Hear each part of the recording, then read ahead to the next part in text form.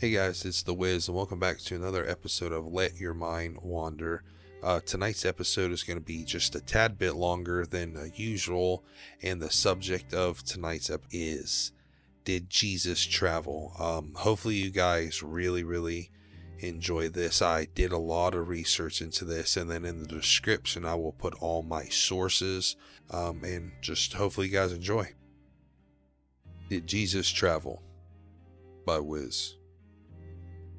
According to the Gospels, Jesus was born in Bethlehem, grew up in Nazareth, engaged in illiterate ministry throughout Galilee, Judea, and places between them, and was executed in Judea just outside Jerusalem. Except for a brief stay in Egypt with his parents as a baby, Matthew 2:12-15 and 19-23, all of Jesus' mortal life appears to have taken place within a radius of roughly 100 miles of the place of his birth. The Holy Land where Jesus lived, from the mountains north of the Sea of Galilee to the desert south of Jerusalem, is a tiny region that could fit within the bounds of Lake Michigan with room to spare. Throughout most church history, this understanding that Jesus remained within the Holy Land throughout his youth and adult years went virtually unchallenged. However, in the past 2 centuries following the expedition of Europeans through Asia in the Western Hemisphere, numerous stories have been told about Jesus visiting other parts of the world. Might there be any truth to these stories, and why does it matter? These stories typically claim that Jesus traveled to other parts of the world during periods of his life not covered by Gospels. Such stories may seem plausible because they appear to fill in gaps in what we know about Jesus. We can classify or categorize these various stories according to the period of time in or around Jesus' life in which they are set. 1. Between the ages of 12 and 30. 2. Supposedly escaping Jerusalem instead of dying on the cross there, and dying years later in another country. And 3. Shortly after his resurrection from the dead. The missing years. According to Luke, Jesus was raised in Nazareth by his parents, who made an annual journeys to Jerusalem for Passover, including when he was 12. Luke 2:39-42. At that Passover, Jesus stayed behind for a few days, talking with the teachers in the temple, after which his parents found him and he returned to Nazareth. 2:43-52. Luke then tells us that Jesus was baptized by John and began his public ministry when he was about 30 years old. 3:21-23. Since neither Luke nor any other gospel writers tell us anything about Jesus' youth or young adult years, the period from age 12 to about 30 is often called the missing years of Jesus' life. Not surprisingly, many stories about Jesus traveling are set in this very period. The 2 best known of these stories suggest that during these years Jesus traveled either to Britain or to India or some region near India. In some stories, Jesus traveled to several or many different countries, either to glean the wisdom and knowledge of multiple societies or to teach his message to them. Jesus in Britain. According to popular legend, Joseph of Arimathea, one of the members who buried Jesus in his tomb, had gone on to found the Christian church in Britain. Specifically, Joseph is claimed as the founder of the church in Glantonsbury, a town in southwest England, not far from Bristol. One of the many popular books that advances this claim was written by Lionel Smith Lewis, president of Glastonbury, whose claim that Joseph was followed to England by Simon the Zealot, mentioned in Romans 16:10, Paul and possibly Peter, Lewis also thought that there might be some truth in the strange tradition that Joseph took Jesus as a youth to England with him during one of his business trips there as a tin merchant. Quite a few other books have been written defending this claim. It's rather difficult to take the legend of Jesus accompanying Joseph to England seriously, when the earliest mention of Joseph at Glastonbury dates to around 1247. The tradition of Joseph traveling anywhere to Britain cannot be traced back before about 1200.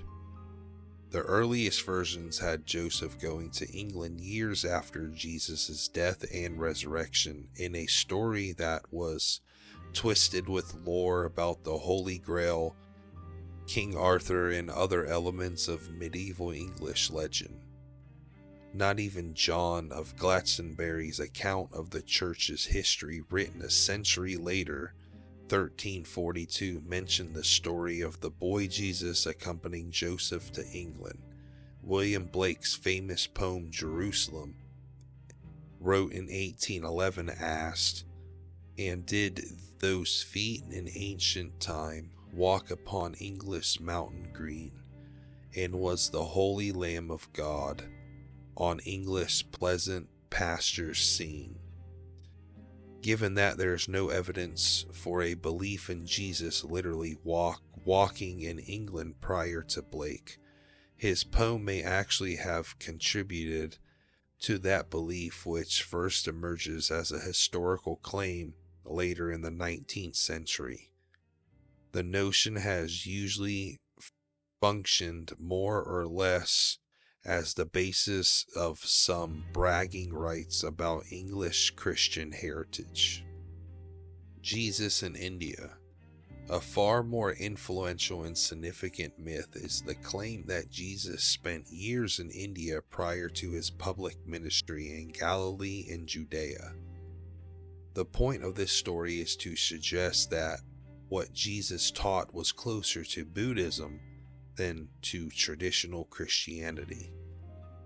The book responsible for popularity of this claim was The Unknown Life of Jesus Christ by Nicholas Totovich, first published in Paris in 1894 and quickly translated into several other languages, including English.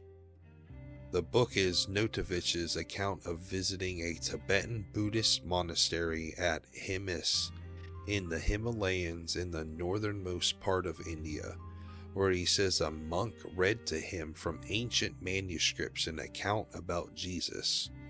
An interpreter translated the oral reading, and Notovich took notes from what he heard, on the basis of which he wrote The Life of Saint Jesus.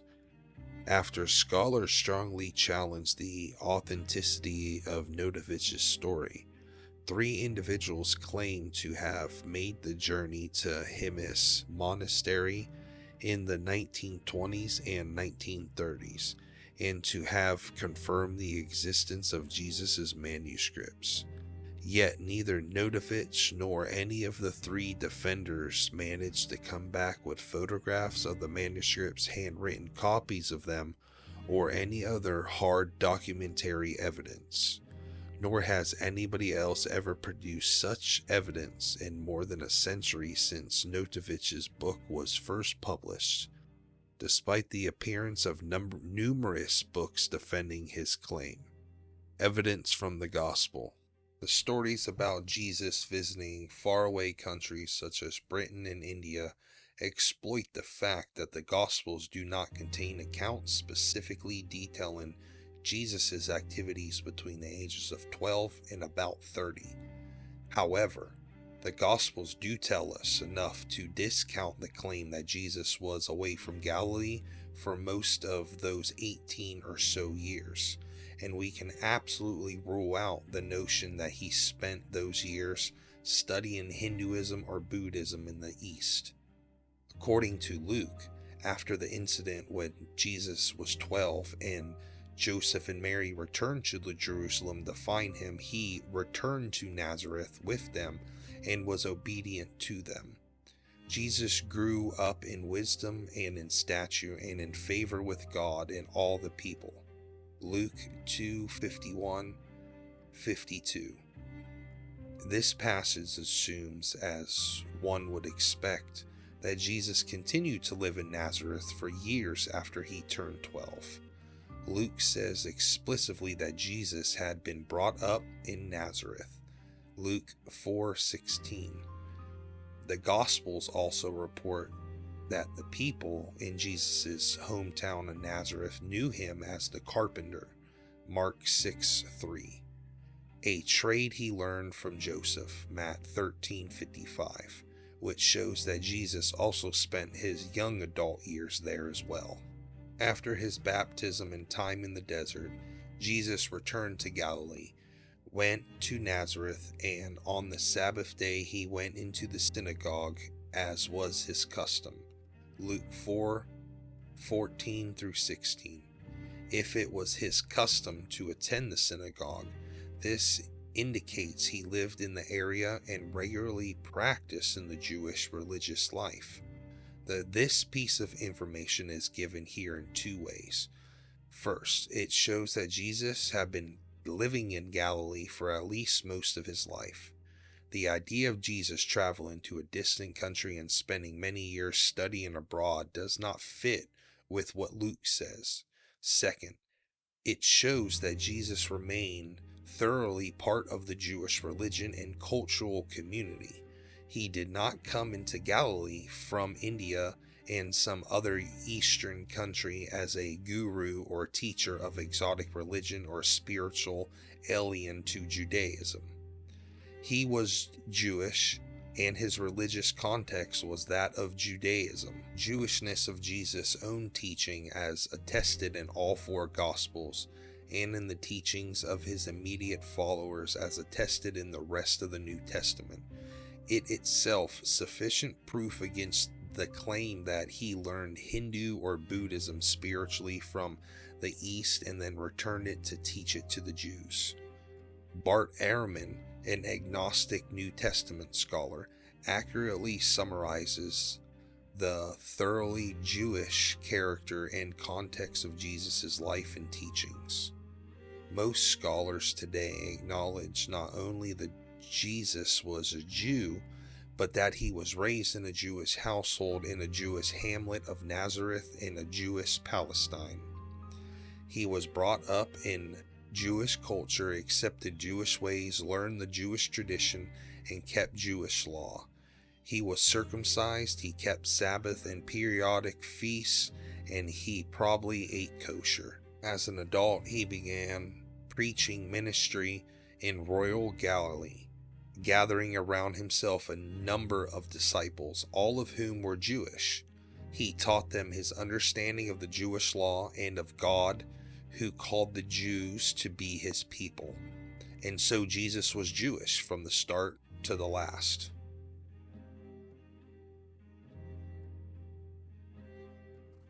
As Catholic thinkers Peter Croft and Ronald Tracelli put it, to classify Jesus as a guru is as accurate as classifying Marx as a capitalist. Quote, another popular view is that Jesus did not actually die on the cross as the Gospels all report, but instead escaped execution and traveled to another land. The most popular of these theories claims that Jesus died in Kashmir, the northernmost part of India, some 2,500 miles east of Jerusalem. This theory agrees with Notovich that Jesus went to the part of India, but claims that he went there after his public teachings in ministry in Galilee and Judea, not before it.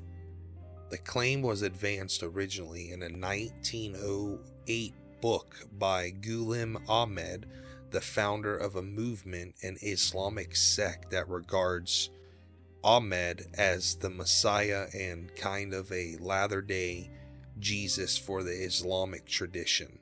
German author Holger Christen argued in his book that both Notovich and Ahmed were correct and that Jesus had lived in Kashmir both before and after his public years in Israel, obviously denying that Jesus died on the cross and then rose from the dead is a rejection of the core facts of the Christian gospel. In assessing these stories about Jesus going to India, we should not make the mistake of thinking that such journey would have not been impossible. Sean McDowell, an evangelist Christian scholar, has pointed out that there is significant evidence for contact between India and the people of the Roman Empire in the 1st century.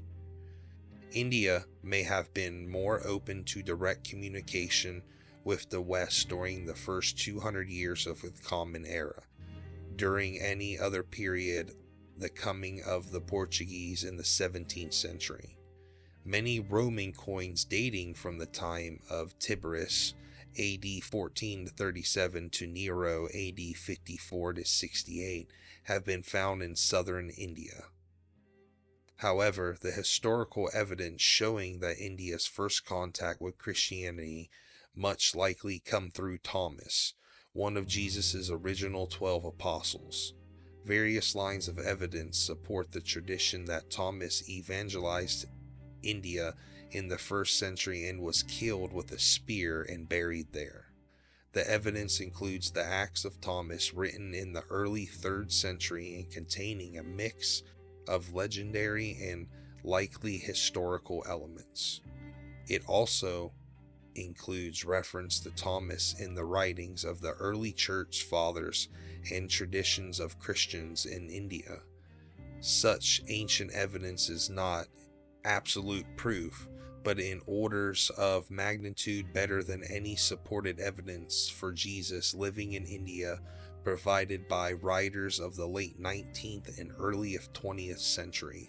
There are still other legends about Jesus visiting other countries later in his life. One such theory is that Jesus and his wife Mary traveled to France and journeyed roughly 3,000 miles to the west. There is even a story of Jesus traveling all the way to Japan to live out his days, some 6,000 miles to the east. Some authors, however, have sought to combine elements of these stories to weave a grand narrative of Jesus as a world traveler. According to Teresa McCannon, Jesus spent several years in Egypt, in England, and in India and Tibet before returning to Galilee to teach his own people. The last category of his travels is of a different sort, since it's not involved Jesus per se traveling in any conventional sense as walking, riding an animal, or sailing in a ship. In these stories, Jesus appeared in one or more distant lands after his resurrection in order to reveal himself. By far the most well-known story of this type is in the Book of Mormon, according to which Jesus appeared somewhere in the Americas about AD 34 to a society of people called Nephites, descended from Israelites who have been living there for a millennia. The Book of Mormon's significance goes far beyond the seemingly intriguing idea that Jesus may have appeared in the Americas. The main point of the book in the context of the Mormon religion is that the Bible is an insignificant guide to the Christian faith, which can be popular understood only with the Book of Mormon and other scriptures revealed through its author, Joseph Smith, and by becoming part of the church he founded. As in this case with the stories of Jesus traveling to India, the earliest known source claiming that Jesus visited the Nephites in the America dates from the 19th century, namely the Book of Mormon. To make matters worse, the Book of Mormon is also the only source referring to the existence of the Nephites. Despite the obvious difficulty, Mormons have a large number of scholars and other intellects who passionately argue in defense of the historical authenticity of the Book of Mormon. Their arguments, though often sophisticated, cannot overcome the basic problems. There is no ancient text or even a copy of it that said Jesus is said to have visited a great civilization that lasted nearly a millennium that does not seem to have even existed.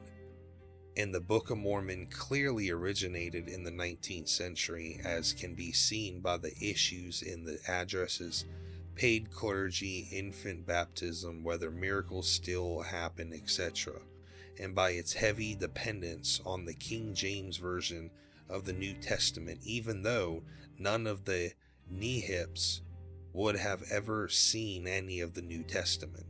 In an age of automobiles and airplanes, it seems surprisingly to us that Jesus never left the land of Israel after settling with his family in Nazareth as a young child. However, life is such a geographical limitation. Area was the norm for the vast majority of people in his culture. The historical evidence supports that, in conclusion, Jesus in fact did not visit any other parts of the world. Hey guys, it's the Wiz. Hopefully you guys enjoyed that. Like I said, I put a couple weeks into this research and all this, looking around everywhere to find out who wrote about Jesus traveling here, Jesus traveling there, looking up some of the stuff I researched in my life. With that conclusion, that answers a great question of mine. Did Jesus travel? I always thought Jesus traveled around. I really did. But when I actually put research and everything into it and did a lot of cross-referencing, using the Bible, using this, using that, my conclusion is Jesus did not travel. Like my evidence in this video says, that he settled down and lived the Jewish life, and then he died and resurrected, and Jesus Christ is our Lord and Savior now. So anyway, hopefully you guys enjoyed that. I'll have some more semi-religious content coming out. I definitely want to bring up a big controversial topic in this, creationism versus evolution. So I'll have that video up after I've done some prime research on that, like I did with this video. So hopefully you guys enjoy. Make sure you guys hit the link in the description if you guys want to go to my latest podcast, or want to go check me out on Instagram or YouTube, and give me a like and a share, and I'll always follow you guys back. And a quick shout out to my homeboy over there on Instagram, Dojoland. That's DOJO _land_. Go give him a like and share. Make sure you hit his link to his Telegram. All right, until next time, always remember, keep your tinfoil hats and your bowls close. You never know what may happen.